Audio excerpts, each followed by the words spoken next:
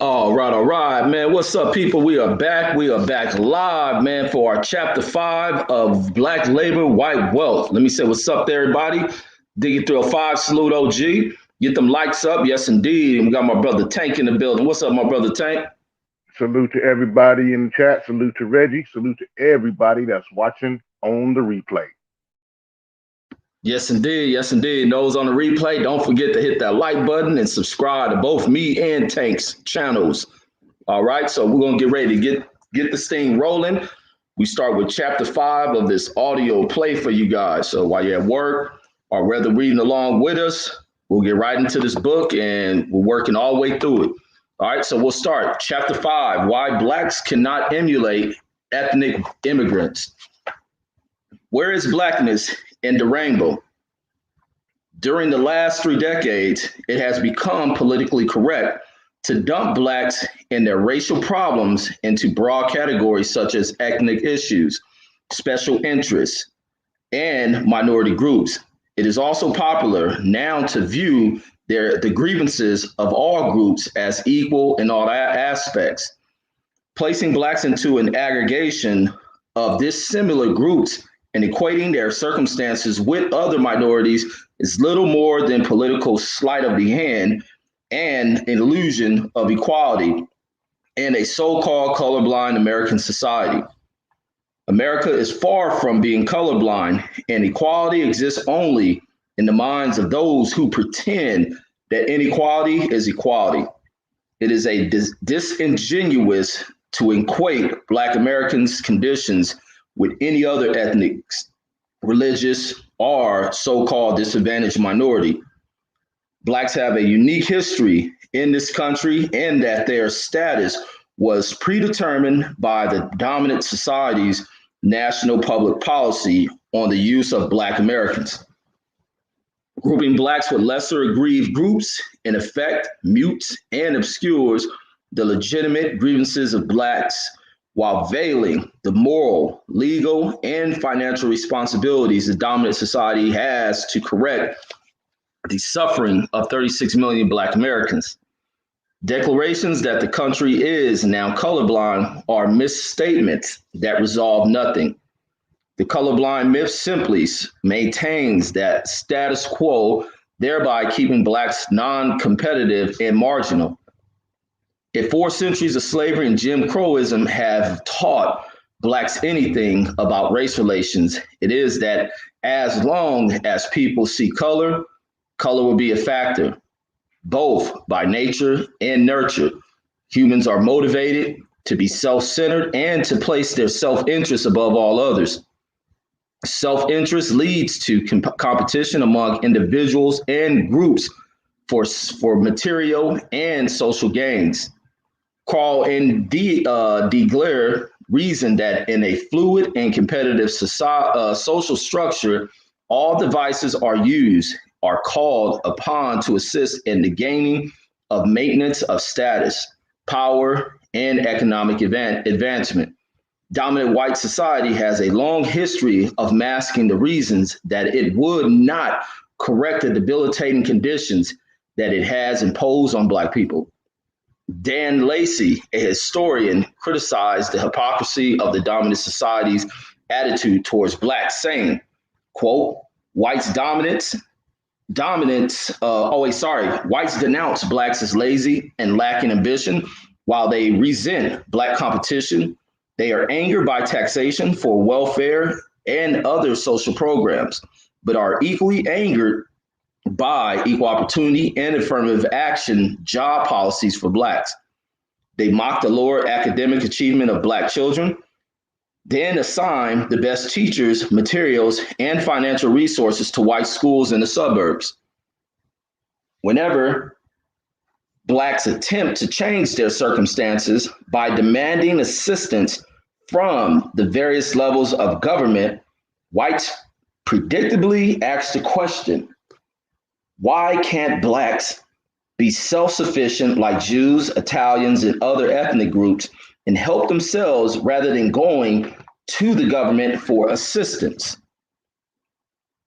And that's the question. Some Blacks, those who lack competitive skills, in income opportunities ask government and white society for public assistance because they prefer public aid to stealing what they need.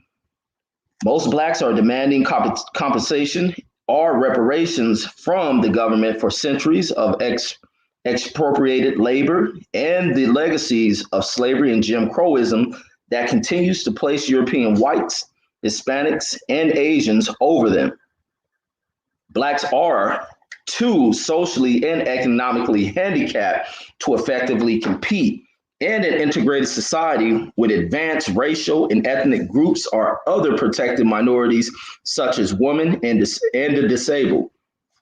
To classify and equate blacks with those groups is not only a dishonest, do-nothing approach, it is also portended serious. It is also portends serious future social disturbances.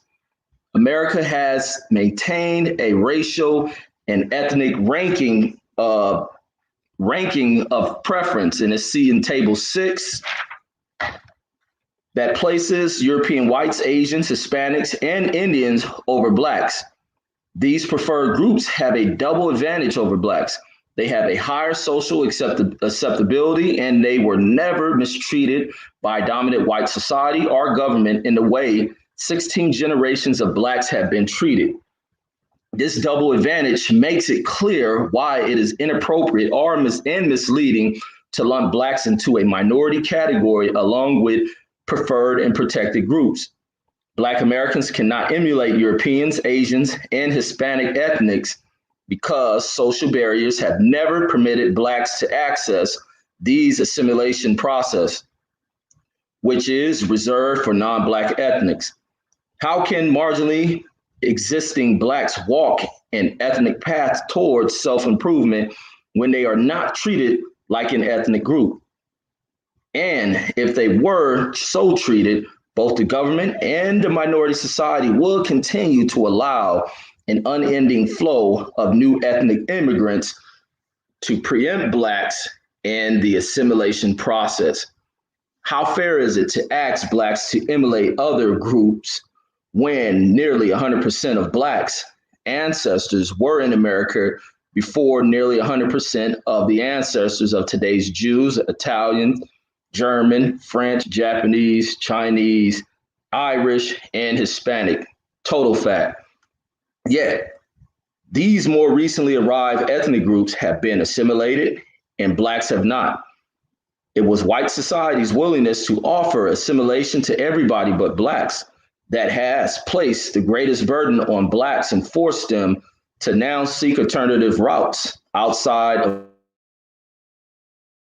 mainstream. To gain economic and political power, had dominant society had any real intentions of assimilating blacks, it would have done so before it assimilated the other groups. Or at worst, white society would have assimilated blacks immediately after the Civil War, when blacks were first freed. In addition, it is not possible for blacks to emulate immigrant groups because these groups have always had options to help them rise from one social class to another after they arrived in America. Immigrants were never burdened with the experiences or the legacy of slavery and Jim Crowism. They came to America with hope and a belief that their situation here would be better than in their country of origin. Centuries of immigrants have entered this nation believing that it was the land of unlimited opportunity, where a person was free to achieve and go as high as his skills and God-given talents would take him.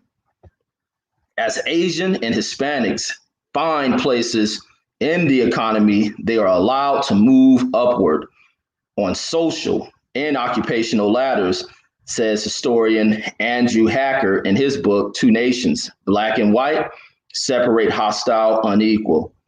Blacks have had no such options. 16 generations of blacks have been denied such a reality. Blacks continue to dream of integration as they spend their time and resources fighting for basic civil rights and the first-class citizenship that every ethnic immigrant has when he enters this nation. On the other hand, ethnic immigrants and other minorities have directly profited from the marginal success of the Black civil rights movement that opened doors in the areas of employment, academics, and housing. The Black movement and various efforts to establish affirmative action, eliminate discrimination, and seek economic purity has drawn most of the fire from a disapproving, reluctant white society. When forced to make a civil rights accommodation, whites have hired women, Asians, and Hispanic ethnics, and the handicapped ahead of Blacks. These other groups have achieved significant advances over the past 2 decades. Piggybacking on the civil rights legislation, Blacks fought long and hard to win. Black socioeconomic push was effectively neutralized when they became minorities. The definition of minority continues to expand and become more amorphous. Today, almost everyone is a minority in some way. Anything that applies to every group has no real meaning of any group. However, the term minority holds major political advantage for those who wish to maintain the status quo.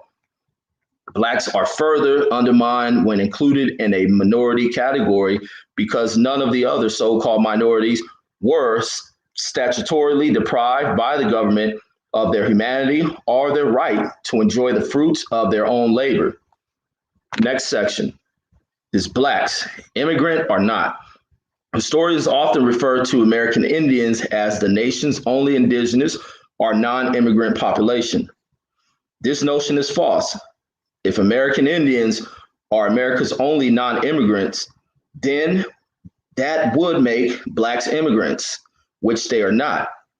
The ancestors of American Indians migrated to North America across the Bering Straits from Asia. Black Americans did not immigrate to America. They were transported to America against their will. Inherent in the term immigrant is the element of choice and the selection of a new home in a new nation.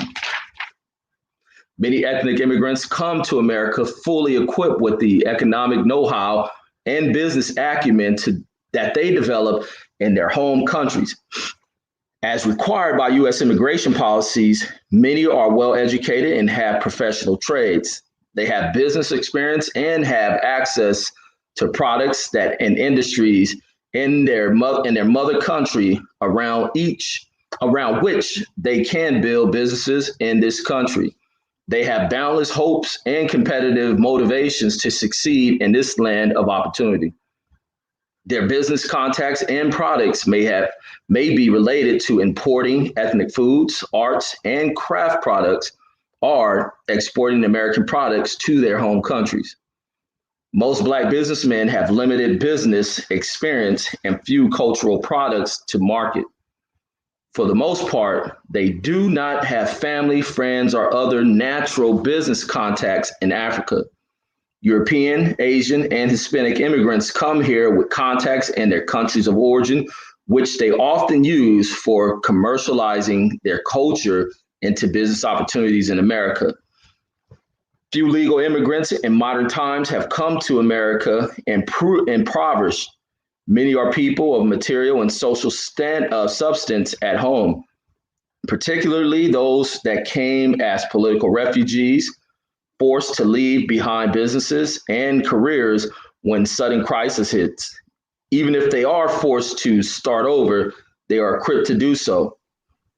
Many enjoy assistance from the U.S. government through legislated refugees programs for groups such as the Cubans, Vietnamese, Cambodians, Hungarians, and Koreans. Others receive assistance and aid from the Central Intelligence Agency, or the CIA, and the U.S. State Department when they arrive. The immigration process encourages ethnics to develop and control their communities. While Blacks are seeking to build their businesses around the integration process, ethnic immigrants are more nationalistic in their practice. They do not buy into the melting pot myth. Understanding the principles of the way these countries' economy works, they seek to create specialized niche economies around their culture within the larger framework of national economy. Immigrants are not opposed to venturing into other racial or ethnic communities to take advantage of wealth building opportunities, but they keep their own community relatively close to outsiders.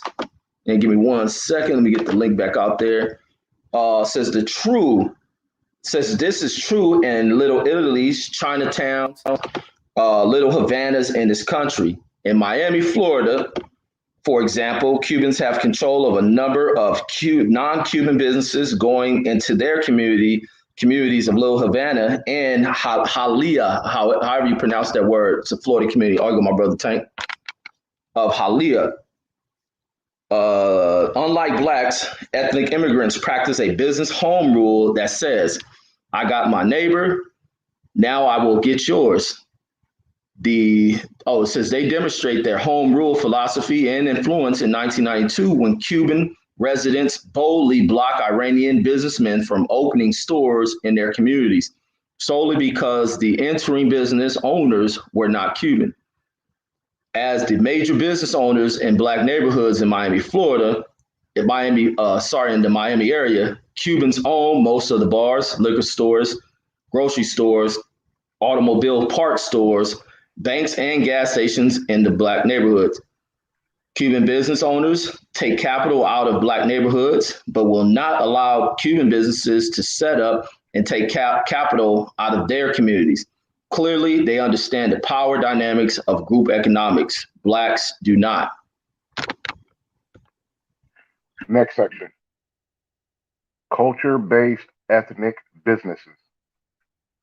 Many of the early immigrant groups established quote unquote cultural niches or turf control over certain public sector jobs, businesses, and vocations. When these groups cornered niches, they then had avenues for providing employment, business, and political opportunities to incoming members of their group. Control of these social and economic areas promoted intra-group dependency. They provided opportunities to attract capital, market their culture, maintain a community economy, and exact ethnic economic accountability.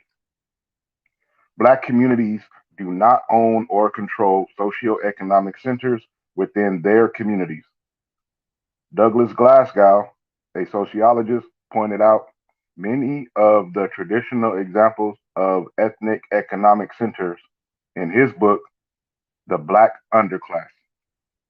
He wrote, quote, "The Italians sought and ruled the shipyards, docks, unions, ethnic restaurants, and fire departments.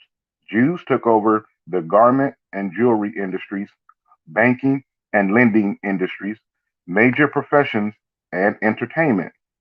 The Irish dominated the alcoholic manufacturing, distilling and distribution industries, police departments, and bars.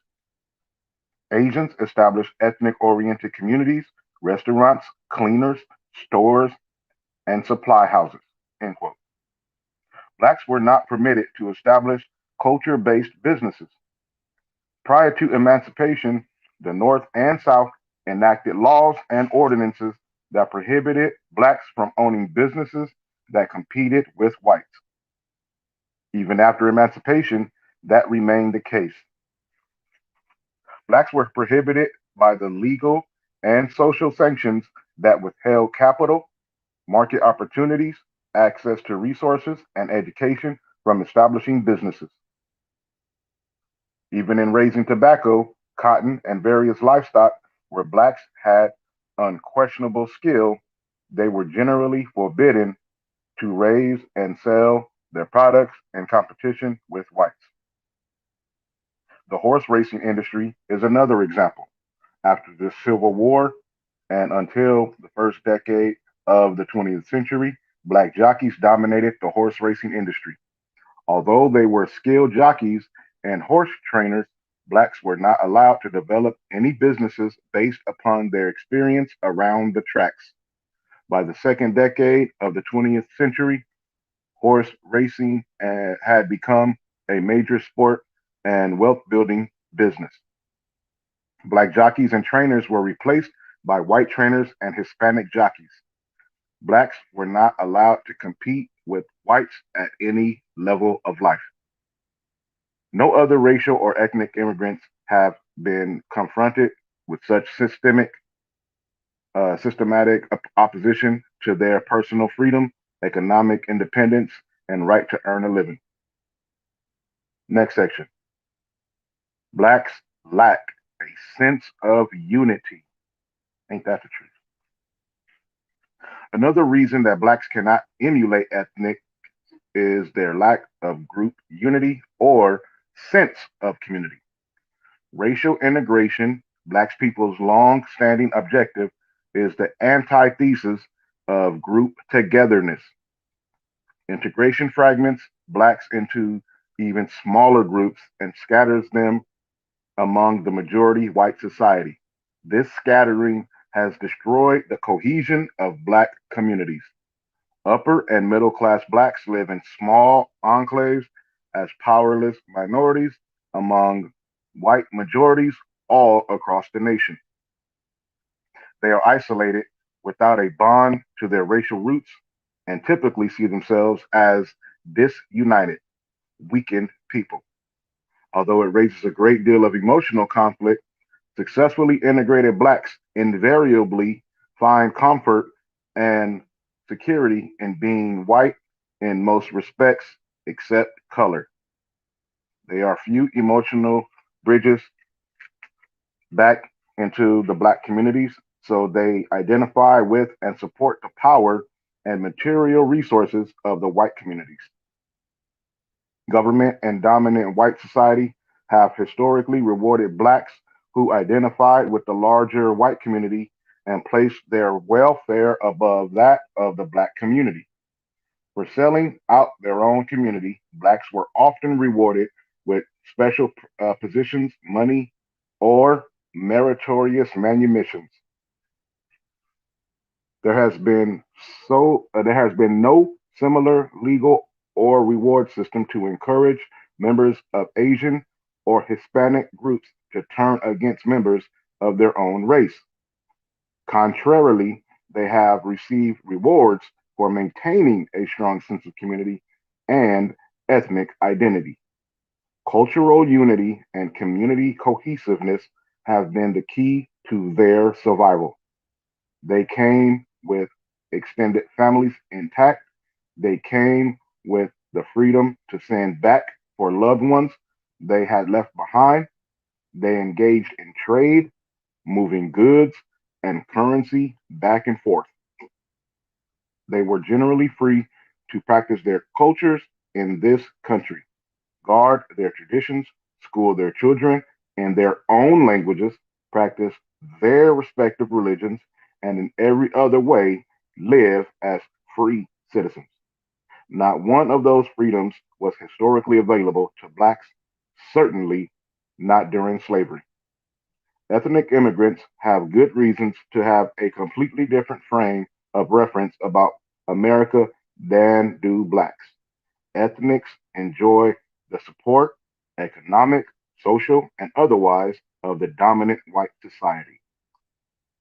The government has been a great deliverer of jobs, wealth, and relocation assistance to ethnic immigrants, to which the recent North American Free Trade Agreement, or NAFTA, with Mexico will attest. Contrary to the moral of the Horatio Algier story that every individual and group should pull themselves up by their own bootstraps, immigrants have historically received governmental assistance. In the Southwest, illegal immigrants from Mexico who never paid taxes have no difficulty securing welfare, Social Security benefits, education, or medical care More than 50% of the babies born in some hospitals in Southern California in 1993 were born to illegal Mexican aliens. Free access to public services and benefits without having to pay centuries of dues shapes the way immigrants see America. Ethnics do not view discrimination in the same way Black people do. An immigrant may be more willing than Blacks to sweep the streets and polish doorknobs because he would have little reason not to believe that his future will be better, if not for himself, then for his children. Blacks have no such optimism. They have spent centuries sweeping, walking, and living on the streets, and they realize that a brighter future for themselves and their children is questionable.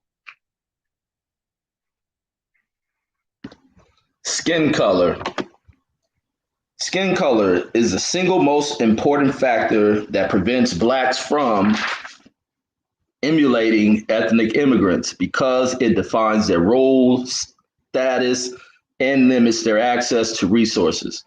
The skin color and physical attributes of non-Black ethnic immigrants is much closer to that of whites. That's fact. White ethnics and Asians are more acceptable to dominant white society than Blacks are.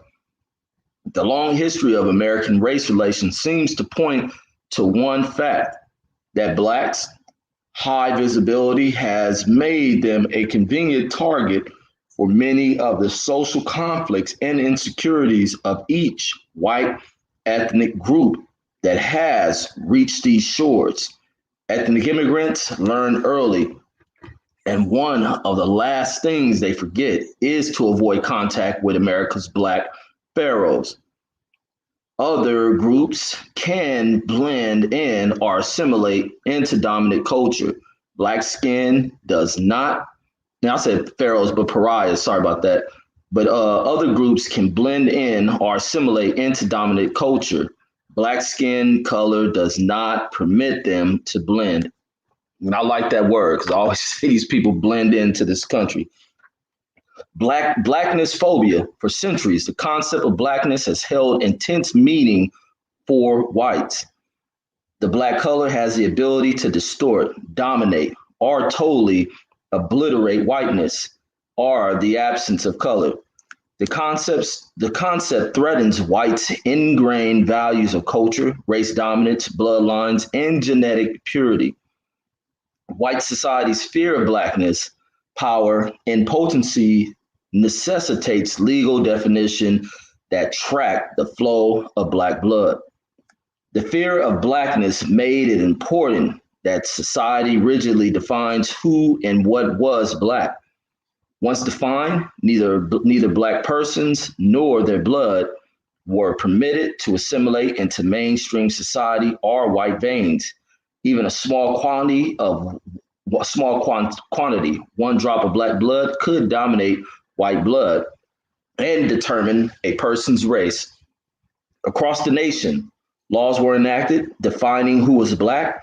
These laws established strict standards for whiteness, declaring that one fourth, one sixth, or even one drop of Black blood made a person Black, while conversely, no amount of white blood in a human body could dominate a single drop of Black blood. No other ethnic population in the nation, including those with visibly non-white biological features, have ever been so rigidly defined. The one drop rule was once used as a standard and by the U.S. Census. James F. Davis, in his book, Who is Black?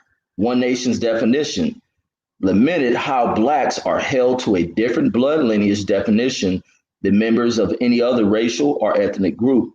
For example, Indians, who are typically held to be worse off than Blacks, were never held to a same degrading standard as Blacks.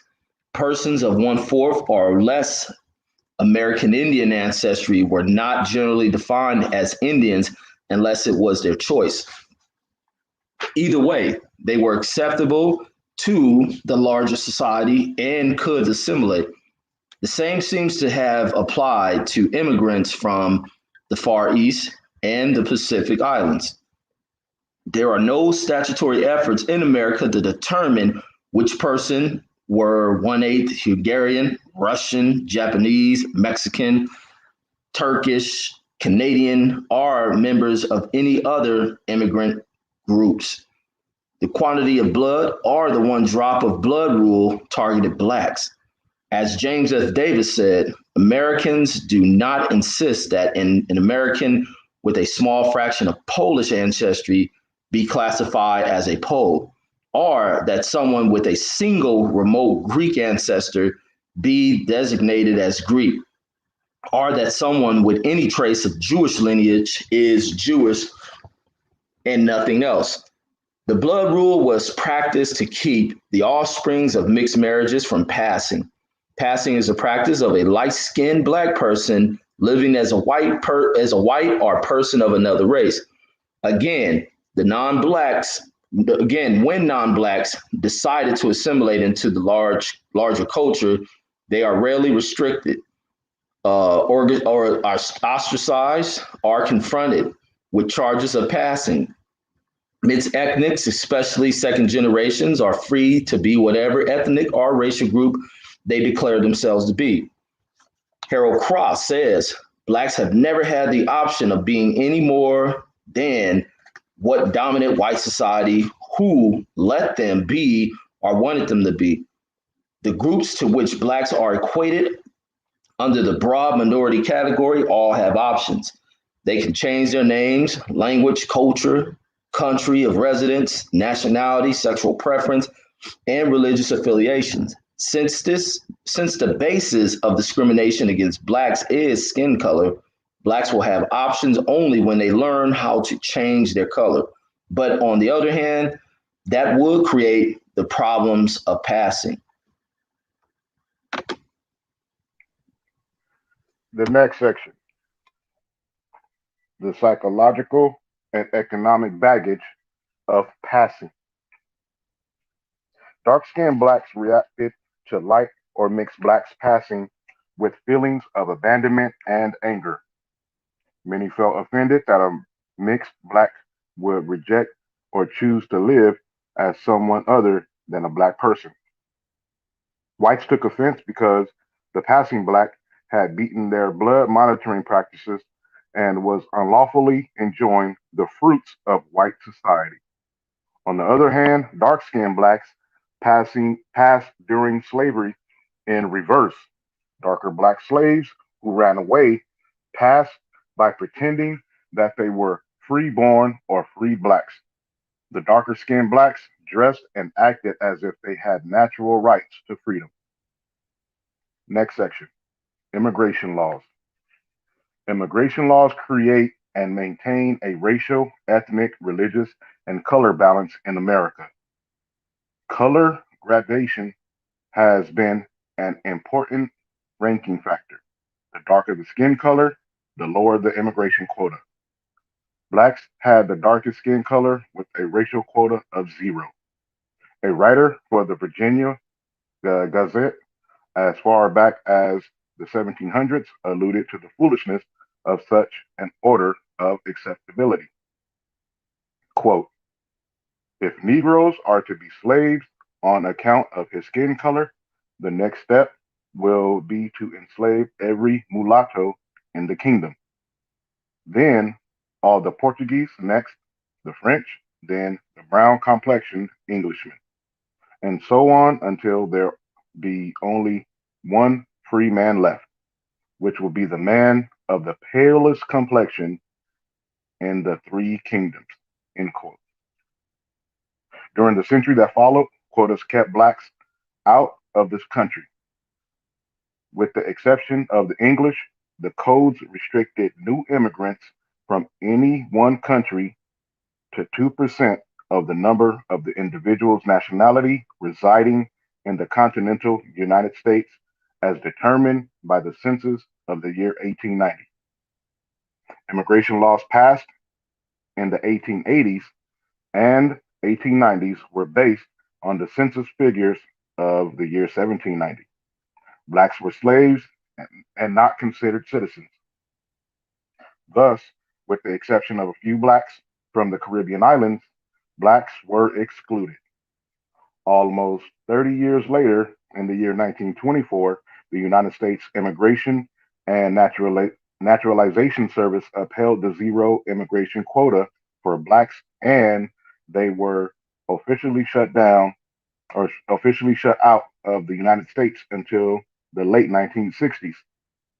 The quota remained zero until 1965, when black African nations began to receive their independence from colonial rule and had to be officially recognized. One can only suppose that as these nations ascend in power and wealth, the American immigration quotas for their citizens will rise accordingly. Black patriotism. Ironically, no other racial or ethnic group in America has demonstrated the long-term patriotism of blacks. Blacks are the only non-white people to have fought in defense of America in every military conflict since the country's beginning. Facts. Blacks have fought in armed conflicts against the mother countries of most of the ethnic immigrants now in America. For nearly 4 centuries, blacks were the first to die in support of the principle of the nation. Yet they are excluded while foreign immigrants arrive daily at the doors of this great nation and are welcome. The next section, the ethics of hard work. It is common to hear Japanese, Chinese, and Germans being cited as model hard workers. Before blacks became obsolete as common labor in the 1960s, they were the model of doing the hardest, dirtiest, and most dangerous and backbreaking work. Ironically, conservatives and government are suggesting that emulating these recent immigrants in their hard work is the cure for blacks' protracted poverty and high unemployment. Recommending hard work Recommending more hard work for a race of ex-slaves is similar to curling or for curling and or for curing an alcoholic by suggesting that the drunk do more drinking. Having never been compensated for centuries of past labors is the biggest part of the problem, not whether Black people are willing to work hard. If Blacks were unwilling to work hard, it would be understandable after 400 years of no pay to low pay. Which ethnic immigrants in America have worked harder than the Black slave? Certainly, the Japanese, Chinese, and Germans did not work harder in America than Black slaves.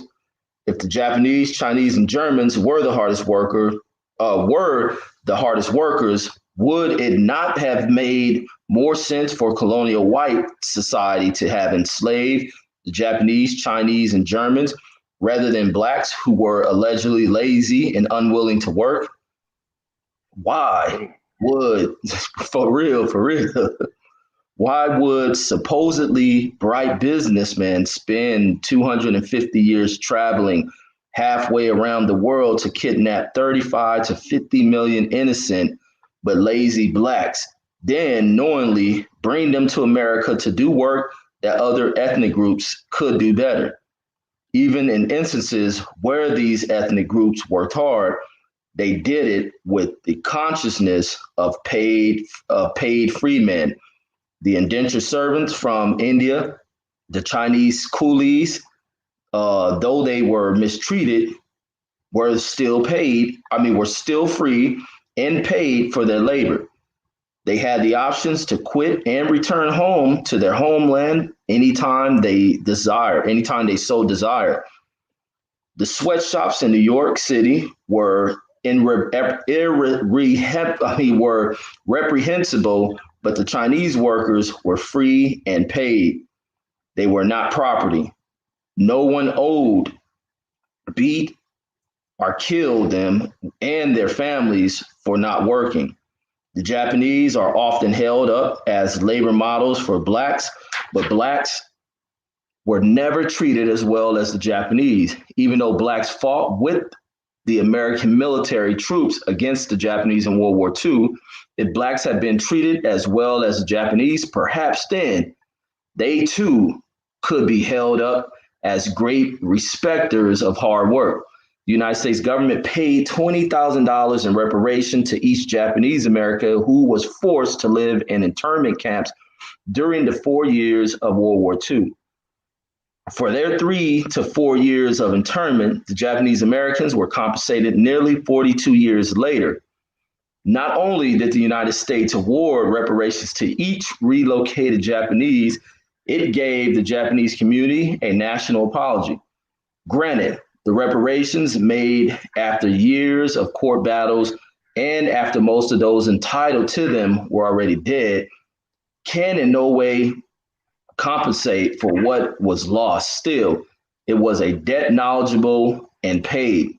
Blacks, on the other hand, after 4 centuries of lost humanity, life, and wealth, have received nothing. The next section, the myth of hard work. The moral value of work was promoted under the guise of Puritan ethics that most early colonial settlers preached about, but did not practice. The intense labor demands of the New World required most settlers to work. But contrary to the moral myth, they tried to avoid work by forcing others to do it for them, while they took credit while they took the credit and the profits. White society was especially adept at avoiding certain kinds of work when blacks were present. Since hard labor, in and of itself, did not convey nor confer dignity, they did not want blacks to see them doing lowly work. Arduous work carried a low status and was routinely avoided by whites, who preferred being seen in a management capacity. The white Southerners' disdain for hard work was commonly accepted in and around immigrant ports. Stanley Le in his book The Americans, an Economic Record, supported the common impression that if anyone was lazy, it was more likely the enslaver rather than the enslaved. Modern day conservatives continue to believe that the answer to Black America's problem is more diligence and hard work. In his book, The Economics and Politics of Race, a conservative Black economist, Thomas Sowell, is eloquent in his admiration of immigrants' willingness to work long and hard to get ahead. However, he condemns blacks on the assumption that blacks develop poor work habits and a quote unquote resistance to work that had developed under slavery. Thomas Sowell believes the lazy slave myth, though the term lazy slave is an oxymoron. A lazy slave would have had a very difficult time surviving under the inhuman conditions of American slavery. Sowell apparently feels that black people had an obligation to produce for their overseers. Why blacks should have felt such an obligation is unclear. Stripping people of the fruits of their labor takes away the primary motive for the work. Absent personal compensation, what were the incentives for the slaves to work harder? Would they have been emancipated or received compensations or reparations for doing so? Would the slaves have gotten better food, shelter, clothing, education, or pensions in an early retirement? Would, would the race's stolen humanity, wealth, and cultural heritage have been returned? Or did the slaves know the answers to these questions and realize that the cold, hard truth was that most slaveholders preferred to work slaves to death in their prime to avoid the expense of taking care of them in their old age. Who was lazy? The white slave masters bragged about building a wealthy arist- uh, aristocracy that could devote its time to a leisure life in the study of art, philosophy, and the finer things in life. The Earl of Edgemont in the year 1740 quoted a Carolina merchant who sought to avoid work. He said, quote, "Where there are Negroes, a white man despises to work, saying, 'What will you have me as a slave and work like a Negro?'" End quote. Winthrop D. Jordan, author of White Over Black, supported the white slaveholders' need for black laborers, stating that it was impossible for white men to work the fields because, quote, "the labor was so severe that hundreds of Negroes yearly lost their lives through hard work," end quote. Even the paid white servants did not perform the extremely hard work when blacks were available. The white masters prided themselves on being a leisure class and only doing gentlemen's work. If the 5 million black slaves were lazy, they took their example from the best teachers.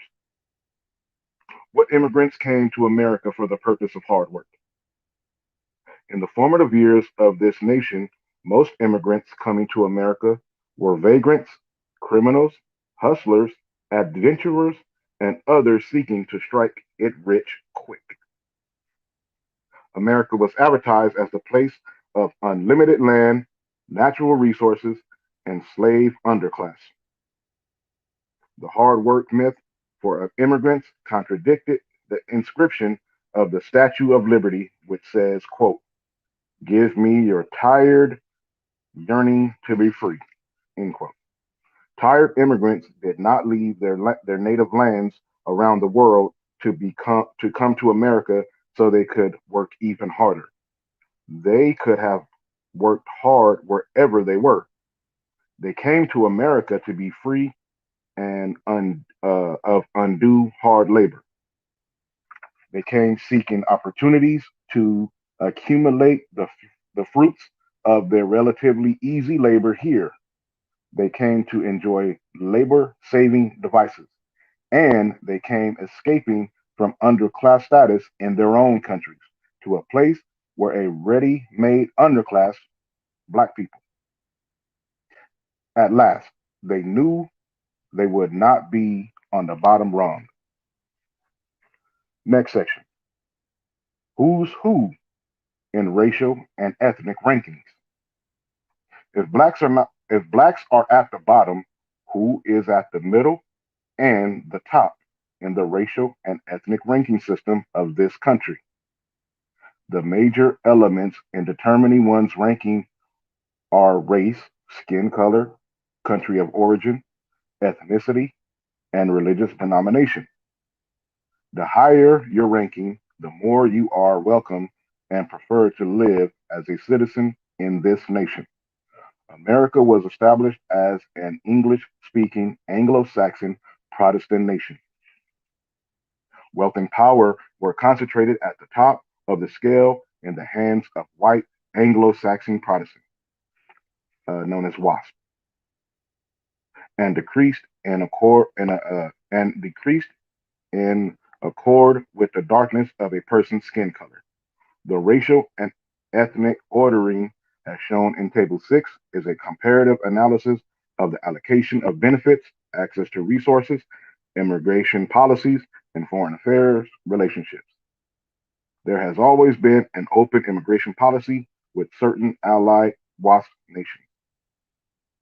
It was not possible for the United States to remain an English only nation. However, government policies kept the American population and power close to the original founders in culture and other respects.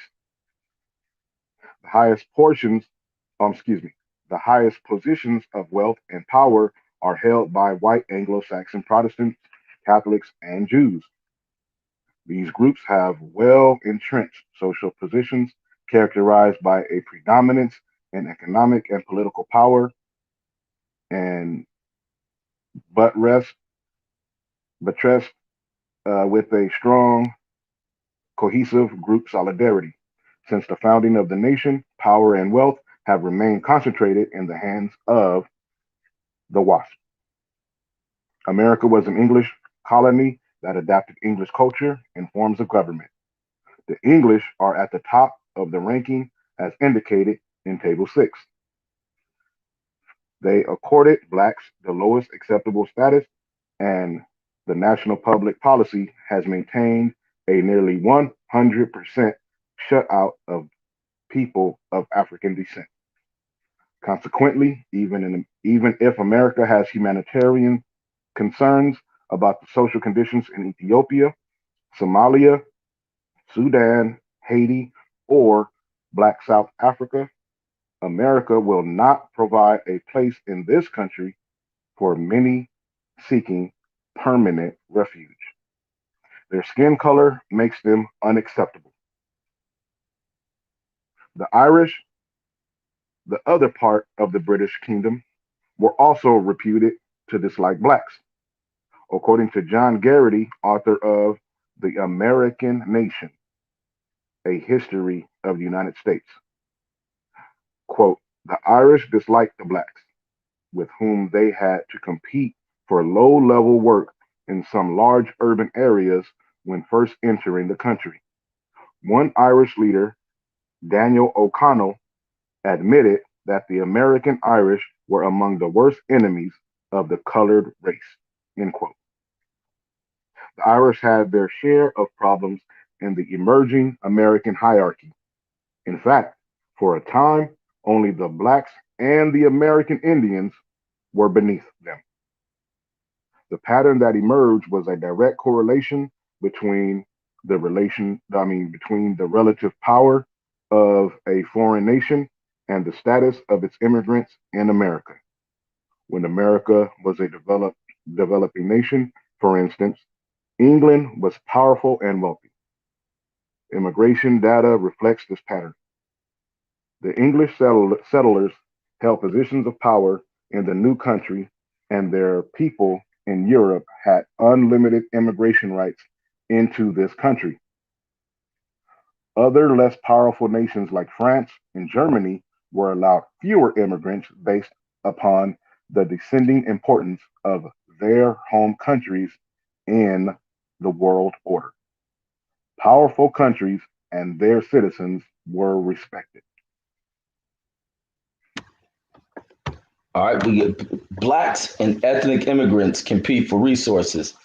A continuing flow of immigrants, decades after decades, from 1607 to present day, come believing that America abounded with freedom and wealth. Common sense dictates that had they anticipated they would face the kind of life most black people face, immigration would have ceased immediately after the first boatload arrived. The flow of immigrants never ceased because they were never treated like blacks. As a matter of fact, ethnic and racial immigrants historically have been a wedge between whites and blacks, giving whites an alternative to interact with blacks. Each time in history, either before or after a war, when the American economy was expanding and could have offered material economic benefits to blacks, a new flux of immigrants or refugees arrived to fill the void and further exile blacks from fruitful participation in the national life. According to historian Dan Lucy, a major myth is that there has been competition between blacks and ethnic groups. There has been no such competition.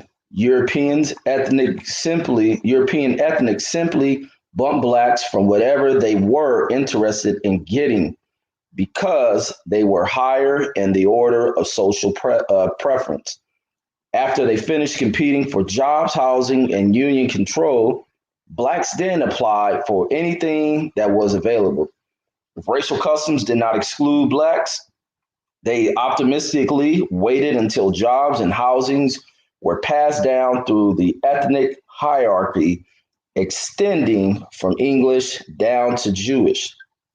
As competition for resources increased and blacks became more frustrated, conflicts for power, resources, or even basic rights are developing between blacks and all ethnic and racial groups who rank higher than blacks in the order of preference. A black's marginal level of subsistence does not improve, they will become the common denominator in every social class. Since the 1980s, blacks have clashed with Arabs in Cleveland and Detroit. In the 1990s, New York and Boston were outraged over the slaying of blacks by Jews and ethnic whites. Violent confrontation between blacks and Koreans, Vietnamese, Laotians, and Cambodian merchants have arisen across the country in cities like Philadelphia, Washington, D.C., and Los Angeles. The continuous conflicts in Miami between blacks and Cubans have ignited four major riots since 1973. In some instances, blacks were angered by a single offensive act. At other times, the riots was a response to what blacks perceived as a pattern of offensive acts.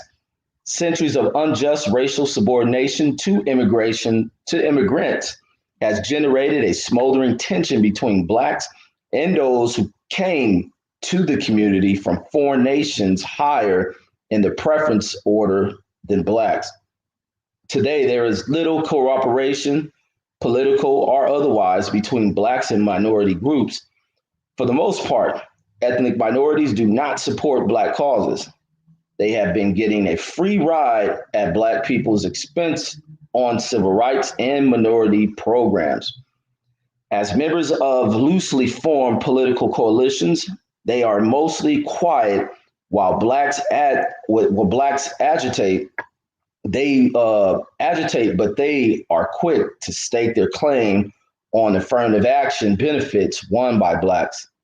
From Los Angeles, California to Miami, Florida, conflicts arise between blacks and ethnic groups as they seek their share of power and wealth in the mainstream beyond the shadows of blacks. In the 1990s mayoral election in Chicago, Hispanic leaders leapfrogged between white and black factions, offering support whenever there seemed to be the most to gain for their Hispanic communities. David Dinkins, the first black mayor, RIP, first black mayor of New York City, lost his reelection bid in 1993 along the lines of racial issues. All the ethnic blocs, except Puerto Ricans voted against Dinkins. The burgeoning Hispanic black conflicts in the 1990 census data, 85% of those listed as Hispanics also classify themselves as Caucasian. This ethnic group is the fastest growing population that is challenging blacks for numerical and political dominance as a minority, says which it is not. Hispanics have enjoyed the benefits of having it both ways. First, they criticize white society for its disproportionate share of wealth and power. Then they classify themselves as Caucasian. These groups classify themselves as Caucasian for social purposes, then as minorities to qualify for governmental programs. The question then is no longer who is white, it is who is permitted to be classified as white. Hacker, in his analysis in 1990 census data, indicated that most Asians, Middle Easterners, and Hispanics by culture and color are allowed to enter and move up the class system. They are permitted the option of calling themselves whites for benefit purposes. Thus, a common front is being formed with blacks, the only excluded group. Hispanics reap great advantage and receive benefits under minority programs by calling themselves minorities. Although first generation Hispanics do experience some cultural discrimination, They have not suffered historical statutory injuries by the government within the continental United States. Their higher ethnic acceptability among whites deflect benefits and resources that should be directed to blacks. Besides having gotten themselves included under the minority label, what is the justification for the United States supporting a never ending influx of Hispanics from Mexico, Central America, Latin America, and the Caribbean islands? However, how can Hispanics whose ancestors had previously benefited from black enslavement equate themselves to blacks who are still suffering through the worst human holocaust in the history of mankind? More specifically, why would the government continue to perpetuate a wrong by comparing a fluid, ever-changing Hispanic and Asian immigrant population with a static black population? Hispanic and Asian populations qualify to receive services to help minorities to assimilate and advance into mainstream society.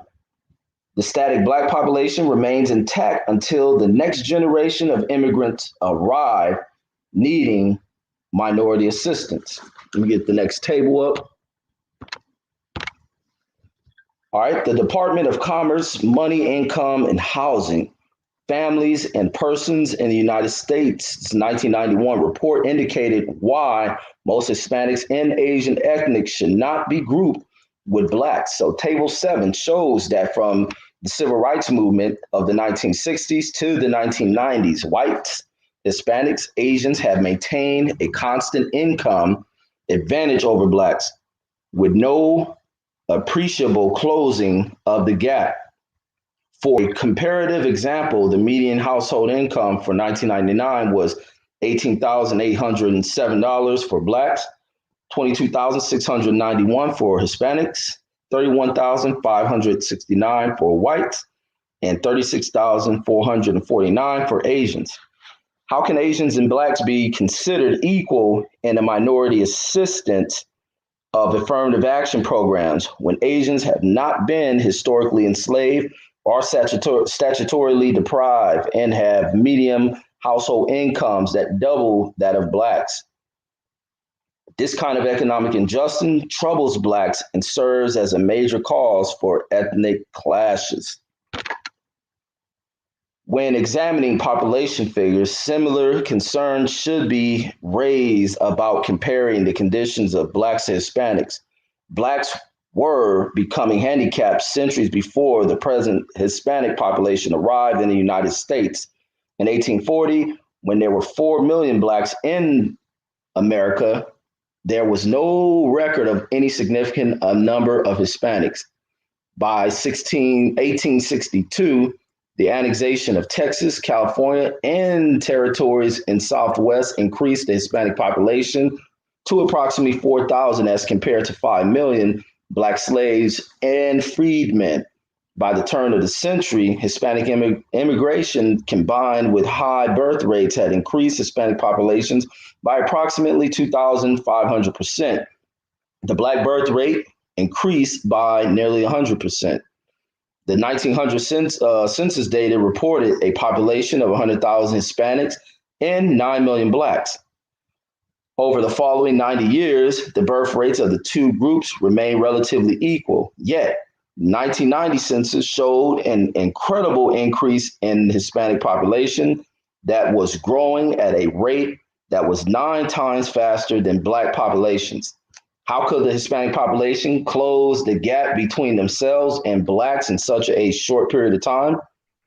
The answer is the annual immigration influx of nearly 2 million Hispanics by both legal and illegal means. This amounts to continuous, never-ending flow of Hispanics into this country, all whom enter the social order at a higher rank than Blacks. Conclusion. Blacks are not immigrants and cannot emulate them. Their circumstances spring from different experiences and options.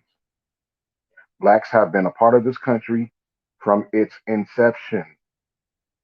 They have never received recognition or benefits commensurate with their labor and wealth contributions to the development of this now rich and powerful nation. The difference in the treatment accorded Asians, Hispanics, and European ethnics make it quite clear that contributions of hard, uncompensated labor and patriotism and cultural gifts have little to do with who is permitted to assimilate and enjoy the fruits of American society. Dominant society remains insensitive and ignorant of the great insult to injury it has committed by allowing a string of immigrants across the centuries to receive the first class citizenship status that has been denied Black Americans who have served as builders, laborers, and military veterans. Like my brother Reggie, salute. Blacks are insulted when members of ethnic and racial groups come to America from countries that were formerly United States enemies. Indians, Asians, Hispanics, and nearly every conceivable European ethnic group has engaged in some form of declared war against Americans. Blacks are the only racial or ethnic group that has fought in every major conflict on the side of white America. The insults are further compounded when white society provides new immigrants refuge, refugee aid, and family assistance while begrudging it to blacks. More insults are added on as whites then label the newcomers quote unquote minorities, according them equal claims to the country's affirmative action programs, sell them homes in neighborhoods where blacks remain excluded, make business loans to them that are denied to blacks, and praise them for their strong sense of cultural unity, the same unity that white society fears and seeks to destroy when exhibited by blacks. And that uh, concludes our fifth chapter of Black Labor, White Wealth, The Search for Power and Economic Justice by author Dr. Claude Anderson. Yes, indeed. Yes, indeed. And we got a guest who wants to come on. He says he's white and he has questions. Want to bring him on? Yes, sir. All right, here we go. What's Yeah, up? What's up, my brother? yeah, man. It's more about the greed of the white man. The white man was. I'm from England. It's more the greed of the white What's your name, man. That brother? What's your name? What's your name? it's Philip. Philip, what's your name, sir? Tank. Tank Nice to Obadiah. meet you. Yes, sir. I Yeah, just don't my want to be name. calling you Hey Guy. That's why. Yeah, You know my what I mean? name's Phil. But listen to this. The world has been robbed and destroyed by white people. I'm a white person myself, and listen, you used to have pensions. This is not going to be a bit of a race discussion for me. This is going to be about a money discussion for me. Everything in America is about race. Race has a root. The root of race is money. Everything has a start. Everything has a conclusion, but the conclusion is nothing. The human being only lives for a certain period of time. He's only interested in quick gains, what he can put in his pocket within 10 or 20 years. Now, race was all about that. They used to put people in all these situations where they were making money out of it. They've always done that.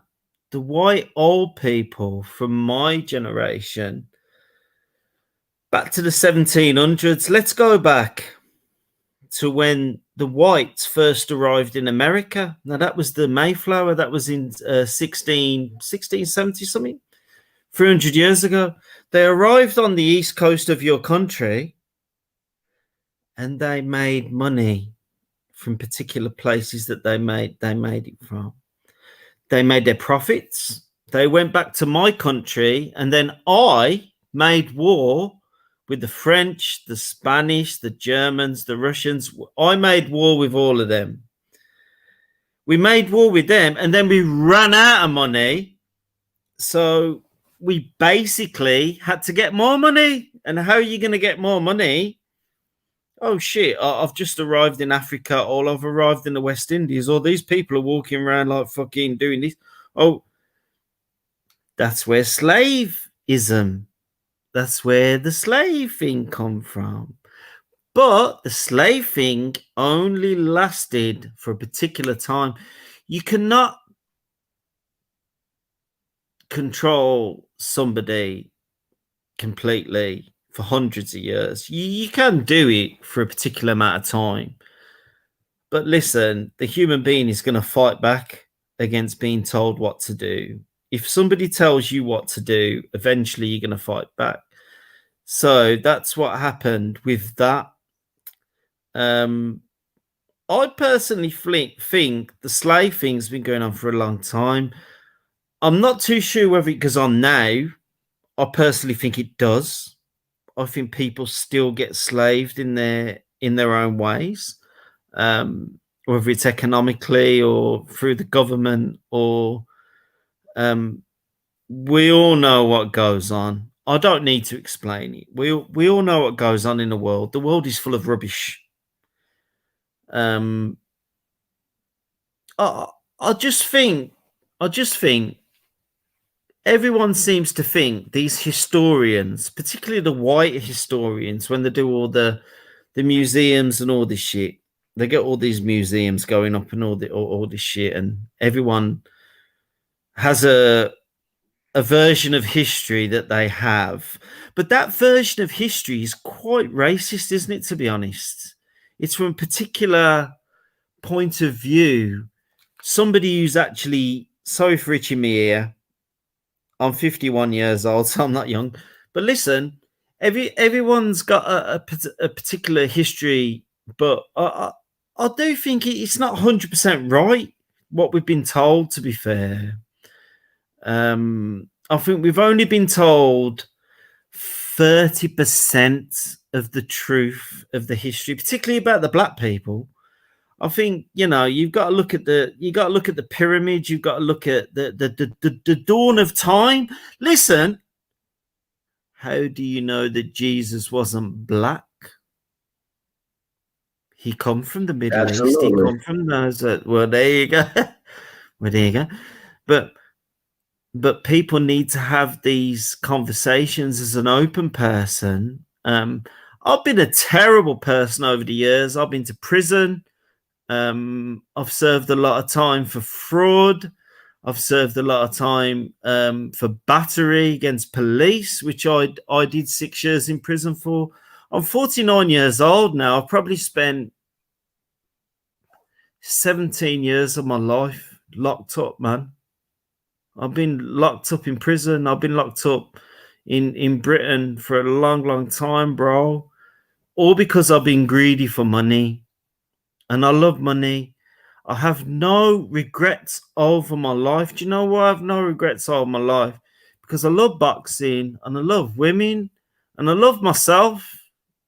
And the only way you can ever get by is being honest. And I do think the version of history that's sold to the world is a complete lie. They are saying things that weren't fucking true. Now listen, here's some fucking truth, yeah, from a proper Englishman. Do you know the Battle of Trafalgar, when the British fought the fucking Spanish? 85% of the fucking blokes on that ship were black, who actually fucking saved the British from being taken over. You go back to the Second World War, the fucking Battle of the Bulge, and you had fucking Roosevelt. He didn't have the balls to put the white fucking troops in the fucking Battle of the Bulge. Who did he fucking put there? 80,000 black guys saved fucking Europe from getting fucking taken over by the Nazis. Listen, Preach. I know the fucking truth about the fucking world. And nobody will tell me any different because I'm 50. All my fathers and forefathers fought through them wars with people. And listen, all this colour thing now and all this, it's all basically a complete load of rubbish to put division between people, because the division was always there. The division was always there. The division was always there. But they are just trying to fucking double cut it now. They're trying to do a fucking double cut on it. Listen.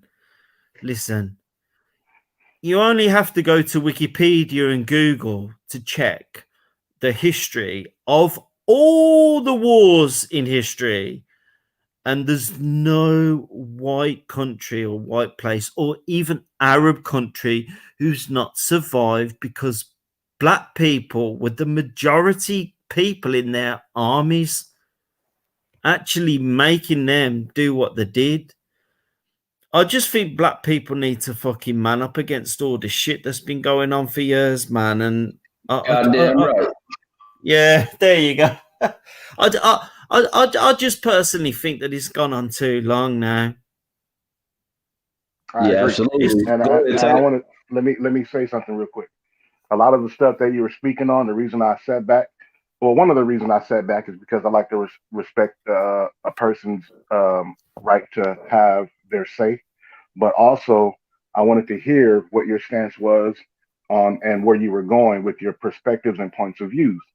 I would say that I'm when you not. come to, hold on, I didn't cut you off when you were Yeah, speaking. Now, yeah. well, let's not do Sorry, that, bro. because if we're going to Sorry, say bro. that it's time for us to be done with that shit, one of the things we're going to be done with is when a black person talks, then a white person just starts speaking over them 3 words into Yeah, their sentence. sorry, bro. All right, so let's be respectful. I didn't say anything while you were talking. All right, now when you talk about it being about money, yes, it's about money, but it goes deeper than just about money.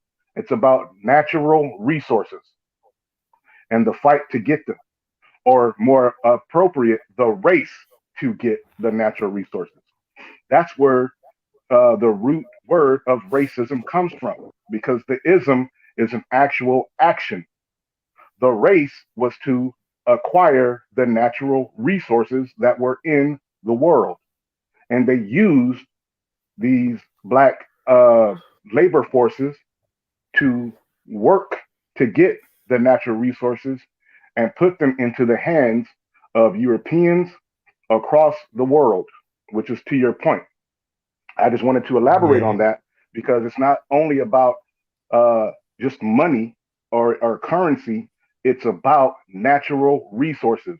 When you hear about black people picking cotton and working in sugar fields and cotton and coffee fields, that was all natural resources. Even today's date and time, where you have people working in mines, you have a man by the name of King Leopold II, who was one of the most brutal men in the history of He was world. a scumbag. Hold on. Again, I did not cut you off. I did not interrupt you. There were times where I wanted to barge in and talk while you were talking, but I showed discipline. I just asked for the same thing. That's all. Nothing more, nothing less. All right. So guys like King Leopold II, who was referred to as the the King of Belgium, is never talked down upon the same way Adolf Hitler is talked down upon in the annals of history. The reason I believe that is because when King Leopold was running amok in the Congolese against the Congolese people, the people that he was killing, mutilating, and the lives that he was destroying there were that of black people, whereas in the people that people know that Adolf Hitler destroyed were European Jews. And those Jewish people's lives, whether there was 6 million or whatever the number you believe it to be, those lives matter more to the annals of history in terms of European history, more so than the 12 million lives that were destroyed by King Leopold. And in today's day and time, when you read the history books, they kind of use Adolf Hitler as the epitome of evil. Meanwhile, at the same time, they call Leopold II king. And that goes to your point about how history is distorted, how history is manipulated, and how history is used to even further the racial dichotomy in favor of white people. Because those 6 million Jewish people, their lives are worse. I mean, those lives are more important or put on a higher pedestal in terms of how they were dealt with in a harsh way, as opposed to what King Leopold did in the Congo. So when you say things like that, I do understand what you're saying, and I do agree with you, and I appreciate that you came on to show your face and speak on that, because even in today's times, it's hard to get people to even acknowledge that these things exist. What they do is they just say, "Hey, you black guys, why don't you guys just get over what happened in the past and tighten up and make a better present and future for yourselves?" And in regard to that, I say that's why we are reading things from a historical perspective from our black historians, who will set right the historical fallacies that European historians have put forth for us to digest in this world, and that has been manipulating us and in our ability to grow and help our people the same way those European immigrants and other immigrants of other nationalities were able to help their people in the same way, because they were able to not only come over to the Americas and other places to work, but they were also able to maintain their cultural heritage and sense of community intact. Whereas in the case of most of us black people, that was stripped away from us, whether it was our heritage, culture, language, etc. And so the playing field is not level. And now that the playing field is reported to be leveled, it is up to us to show our people that we don't have to be in bondage mentally, you see, because the physical bondage did last for a significant period of time. Earlier, you said you can't enslave people for hundreds of years, but we know in the Americas that from as early as the 1600s to the 1800s, blacks were enslaved in the Americas. And even after that, we had to go through what they called black codes and then Jim Crowism, right? All the way up to what we call the 60s and 70s, the 1960s and the 1970s. So there is a precedence for a form of slavery lasting hundreds of years, whether it be physical and then changed into a mental and psychological slavery or otherwise. So we have the proof of that. The goal now is to evolve, elevate, and uplift ourselves to the point to where we can take control of our own destiny and have the cultural sense and appreciation of our past, celebrate our historians, celebrate our own heroes without anybody else telling us who our historians are, without anybody telling us who our heroes are. That is our goal. Mm-hmm. That is one of the points that I just wanted to make. And that is the reason why brothers like myself, Reggie, and others are doing what we're doing when it comes to bringing this information out, as we're reading in the book, Black Labor, White Wealth. Yeah. What do you think's the problem in America then with racism? Do you think that they're trying to hold on to their control over yourselves? Oh, hell yeah. The problem in 100%. America is the lack of accountability in a totality of the effects of racism over a psychological period of time. You So see, what in the fuck are America, they what trying we're to do? saying is Yeah, sorry. in America, What, in what, what- America, what they're doing is they're saying this was then and this is now. Without filling in the gap, they're saying what's happening now is a direct result of what happened then. Do you Does know that make what I've sense? never understood? Do you know what I've never understood being a British man? Okay, but They're does that make saying, sense to answering your question before you move on? yeah, that was Okay. great. That was great.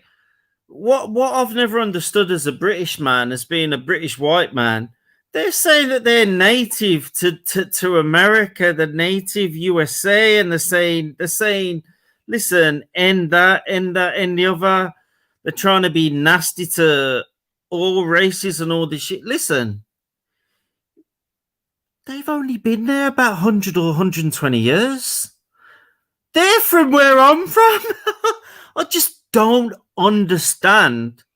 I don't understand what's going on in your country. These crazies, this country's been built up from black and Asian and all these people. It wasn't really built up by white people, America. It weren't built up by white people, America. I'm the white person that they should be talking to from the UK. We ruled the planet, bruh. If you want to speak to fucking Jamaican people with the accent, listen, I think the white people that are in your country, my personal take on it is some crazy ass shit. It's not necessarily going down in my country. That's some weird ass fucking shit, bro. And I think it would have been better if we would have been in control of your country at the start, bro. I don't trust the white people that rule your country. These are crazies from like Eastern Europe and shit like that. You would have been better with people like me in charge of your country, and we would have just fucking done that. But they kicked us out. They kicked us out. I don't trust the USA. I think the whites in the USA are not like me. They ain't fucking like me, bro. They're not like I don't me. know. I can't speak to that. Let me say this real quick. But I think it's not about having who's in control of you, and I think it's about Thank you. us needing to strip away that power or that dominance that they have maintained for the number of centuries they have, and especially being with, like even in this book, what it touched on is the other factor that you're dealing with within American society is the fact that all these other groups are now being brought over here at such a hyper level to just blend in with a society to try to maintain control over just one group. And this is the group that has existed here in this country longer than any new arriving group. And that's the other thing that we deal with. But America's early stages of becoming what it was has been a very deep and ugly and nasty history, and a history in where they were able to come in here and establish their dominance based on catching people at a disadvantage. Europeans It's in the basically racism, basically. Oh yeah, all day, and plus the resources and human capital is a resource, but being able to dominate over society through weaponry, Europeans being advanced with weapons, but coming in with such ill intentions to steal and strip away, and even the division and split between what became the Brits that broke away from the actual. So you have that ill side, but let me say this. But as time progressed, you have this ideology that they're locked into, in which they will not break away from it. So it goes beyond just being white British rule, and now it's kind of the Anglo-Saxon type rule, and it turns into a complexion type of order of the day. But it's up for us to understand and break that shit, and that's what we're gonna work on. We working on that. But go ahead. It was It was the greedies originally. It was the greedies back in the 1600s and 1700s in England. The greedies who wanted the money, who went over to America, but they needed the crazies. The crazies and the greedies love each other. The church loves the fucking stock market, and the stock market loves the church. So the British, they put the fucking ships with the fucking religious nutters who have raped black society. Let's get this right. Christianity has no place in black society. It's a complete abomination. And I'm glad that I can say this online. I need to say this online. The church has no fucking place in black society. Black religion and black society is far more advanced than the fucking Christian church ever was. And I could get raped for that, what I've just said, but that's fucking 100% fucking true. From a proper Englishman. A proper fucking Englishman. Them fucking pieces of shit of fucking, when they used to get to fucking Africa and they used to fucking, they used to push all this crap, and then you got all these other weirdos that are pushing all this religion. Listen, black religion and black culture did not need fucking Christianity fucking rolling up at any fucking time. It's been black culture and black life has been going on for about 1 million years since people fucking walked down the trees of fucking Sudan. This is what gets me. That I know you're going to probably disagree. You're probably going to follow the whites and the religion. But listen, Christianity, I've got no time for it whatsoever. If you look at the history of black society and black religion, all it's been, let's have black religion. Everything has been suppressed by Christians and Muslims. The world now is all about race. Listen, the human heart is about what happens after you die. After you fucking die. And listen, we can all discuss race until we're sick in the brain about it. But listen, the true meaning of the human being is from Africa. The true discussion spiritually about being a human comes from Africa. We all come from Africa. And this is something that, I'm boring, or he's boring, or he's talking a load of rubbish, this guy's. Listen, sometimes life is boring and there is people like me who are boring, but I might actually be telling you the truth. And a lot of these people, I'm convinced that I'm right, and they're just a bunch of idiots, to be fair. Yeah, I think that in terms of your earlier comment about whether are you saying in your opinion that we'd be better off if like guys like British people like yourself ruled. I'm not going to sit here and choose between any Europeans to rule over brown people. That's just me personally. Yeah, I'm sorry about that. That was wrong. I think that I got you. I think that a human being's right to self-determination is very, very, very important. And we have cultures, and we have laws, and we have spirituality, and we have a heritage, and we had our own languages that could have done just fine without any European intervention. 100%. The thought that white people have in their head, no matter where they are, that the world needs them to save brown people, I believe is ridiculous and very pretentious. That's just me personally. I also think that's me as well. That's me as well. I also think that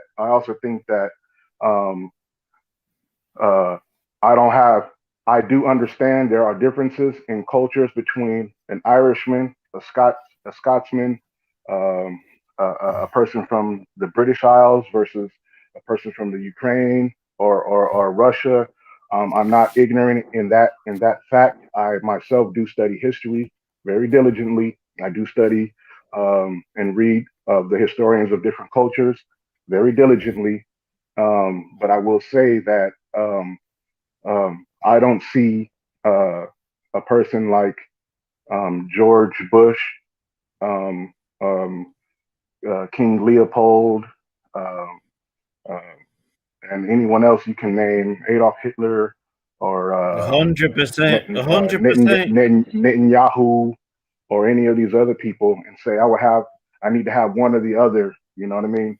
Um, I think It's that the just an people that live idiot. in these lands, hold on. I think that the people So, that lived in these sorry, lands, I think the sorry. people that lived in these lands, wherever they were could have done just fine the way they were without European intervention. You do not see um, the other peoples in this world behaving the same way as Europeans do in this world historically, from historical Yeah, perspective. So to that, yeah. I don't. How do you say? I call rubbish on that.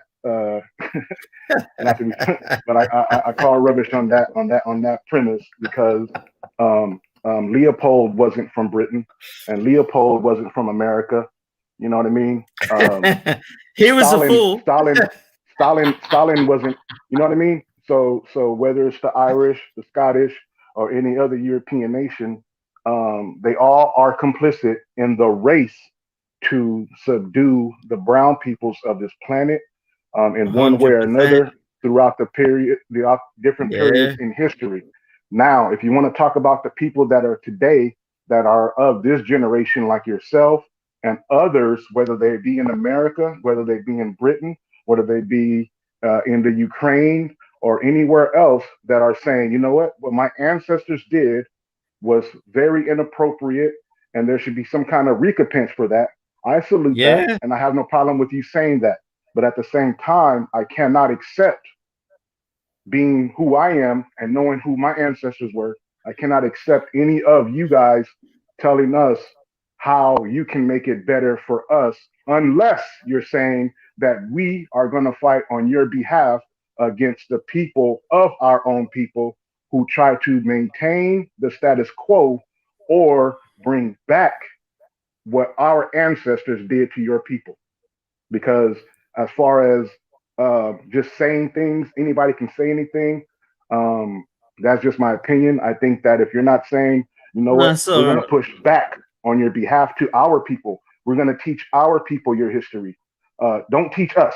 We don't need any more Caucasians, Yeah, European teachers to teach Black, Brown, Hispanics, Native Americans, and or any other brown people our history. What we yeah. need He for needs you to to do switch. is we need you to go back to your people and tell your people to sit down.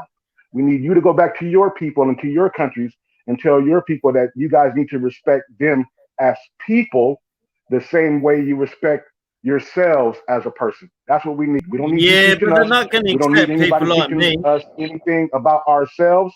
Only thing we need is if you have information that has that can guide us to the correct information about ourselves, you can do that. But you cannot be out here teaching Black people anything unless you're saying, you know what, my great great grandfather told us that we did this to you. Yeah.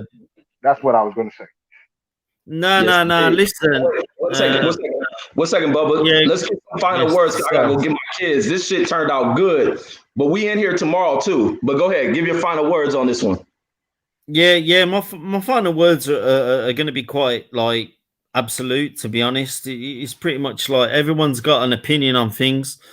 Um, in terms of what he's just said, um, yeah, this has been going on since time immortal. It's sort of a bit of a sickness, really. People probably need to actually sort of man up in terms of what they actually think. Listen, black people have been oppressed not just for the last 100 years. We're gonna go back thousands of years. They used to put them in the arena to fight in the Roman times. Let's get this guy fighting a tiger. Let's get this guy fighting a fucking rhino and all this shit like that. Is basically evil. I'm not religious.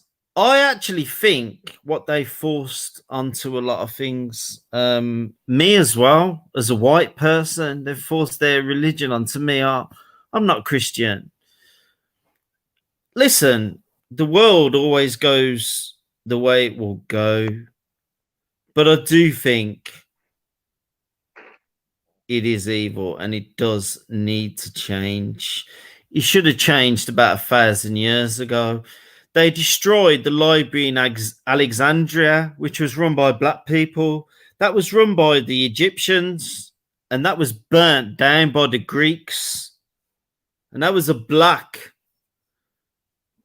version of society. So you could argue that that society was held back for 1,000 years because of the burning down of Alexandria, the library, which is a black library. People never discuss these. This is a bit of a bizarre conversation today. I've just been watching the Ryan Garcia fight about 6 hours ago, and I'm now talking with two black guys, about racism. But listen, no, we open to this stuff. We open. We want these talks.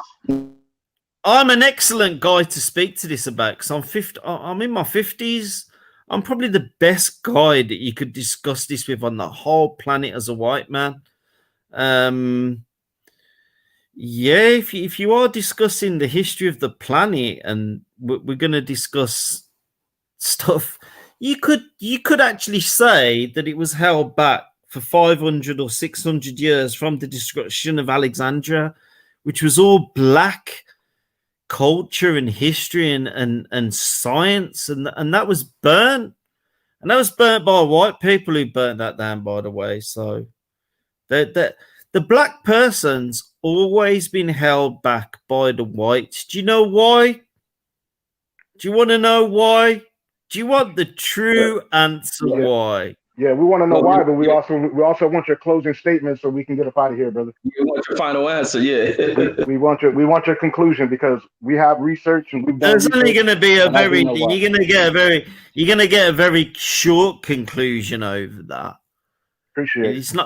It's not gonna be what you think, and nobody likes me. They all think this, that, and the other. Why do you think white people hate black people? Give me your. I don't want to answer any questions. We're not gonna because it will continue the conversation. What we're trying to do is we're trying to close out. This is an excellent. Okay. I know what I have the answers to in terms of what I'm saying. But we want you to go ahead and conclude and wrap up whatever you got to say in conclusion to what you've already built so that I can give my closing statements, Reggie can give his closing statements, and we can let the people go that are watching our program right now. They hate black people because they're jealous. Great answer. Great answer. But thanks for coming through. We'll be back in here. Tune in, listen to it as we read that book tomorrow. Come back through. But go ahead, Tank, man. That was some great shit you gave, Tank. Yes, sir. I want to appreciate everybody for coming into the chat. Once again, that's reading along with us. That's using this as an audio book that do not already have the book of their own. Appreciate everybody that's watching this on the replay. Please, everybody, hit the like button. Subscribe to Boxing Conversations with Reggie Owens. Subscribe to Tank Obadiah TV. Subscribe to the Sweet Science Examiner. Salute to all you brothers and sisters, all you kings and queens who come in here every night. We do appreciate you. I see you, H Money. I see you, Jesus Hernandez. I see you all up in here, Champion Heart. Facts. The black woman is the mother of civilization, just like the black man is the father of civilization. Salute everybody who came out. G Brown and the rest of y'all, appreciate y'all. See y'all next time. And of course, last but not least, salute to Dr. Claude Anderson for putting this book together. Bear with us, guys. We only got about 4 more chapters and we done and we on to the next one. Everybody, peace and blessings. Stay safe out there. See y'all tomorrow. Yes, indeed. Thank you guys for coming through, man. Following us through with this great book, man. Great information. Tune in, folks. Stay in here, tune in, listen to this. Maybe we start opening up some of these post reading discussions or something like that. Tank, you want to go on tomorrow as well? Yes, sir. Let's and this is my second time going through this book. What I did notice is that the next chapter is the longest chapter in the book, so we might want to start a little bit early because we know Fred gonna open up the barbershop tomorrow night. So let me know what it do, bro. If we can go at 7 or a little bit earlier than that, I'm down. Just let me know what it do, and we can make it happen. All right. Yeah, I was thinking we could start earlier than that, like in what's the afternoon, like 2:30 or so for you, or you want to keep it a little bit after that? Yeah, we could do 2:30 or 3, closer to 3 right. if that's cool. You know what I mean? Yeah, we can make it 3. Yeah, for sure. All right. So I'll get that started, put together now. Once I go get my kids, and we'll get the rolling. Yes, sir. Be safe, King. Go get the little ones, get the prince and the princess, and everybody in the chat. Please come back. Please come back. Please come back. Yes, indeed. Y'all come back. Please come back on the real. But that's all we got, folks. We up out of this joint. Yes, sir.